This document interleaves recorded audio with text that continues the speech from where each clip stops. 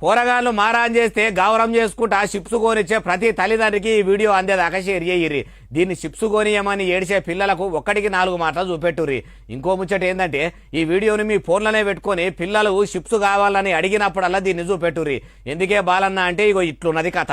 అల్కా పుల్కా, లైట్ వాలా, అసాలీ నగిలి, చట్పట్ jumbo, choco puffs, joy enjoy, చిల్కరాచి, జెర్రీ, పుష్ప, టీఎము, మోటుపాట్లు అని ఇట్లా పిల్లలు చూడంగానే మంచిగా అనిపించేటట్టు కనిపించేటట్టు తీరు తీరు డిజైన్లు చేసి కలర్ఫుల్ గా ఉండేటట్టు కవర్లు తయారు చేసి మీద మెరుగు లోపల పురుగు అన్నట్టు మీదికి చూడ మంచిగా ప్యాకింగులు చేసి లోపల మొత్తం మేడి పండు చూడ మేలిమై ఉండును, పొట్ట విప్పి చూడ పురుగులుండు అన్నట్టు అంత మంచిగా గల్లబడే కవర్ల లోపల మాత్రం అన్ని పాడమల్లే పాడైన చిప్సులు, రింగులు, కారపూసలు, బోందీ నింపుకుంటా ప్యాకింగ్ చేసి దుకాణాల పొంట వేసి అమ్ముతున్నారట.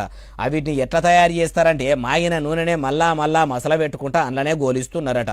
ఆ నూనె కూడా నికాలస్ది కాదు, అంత కుళ్ళిపోయిన మాంసంలోకి వెళ్ళిన అడ్డమైన కొవ్వు పారేసిన బొక్కలకి వెళ్ళిందట. అగో అంత పాడుమల్లె నూనెలో గోలిచ్చిన ఈ చిప్సులు తింటే 25 ఏండ్లు బతికే పిల్లలు కూడా 10 ఏళ్లకే పానాలు దెబ్బతిని పాడే ఎక్కుడు గ్యారెంటీ అట.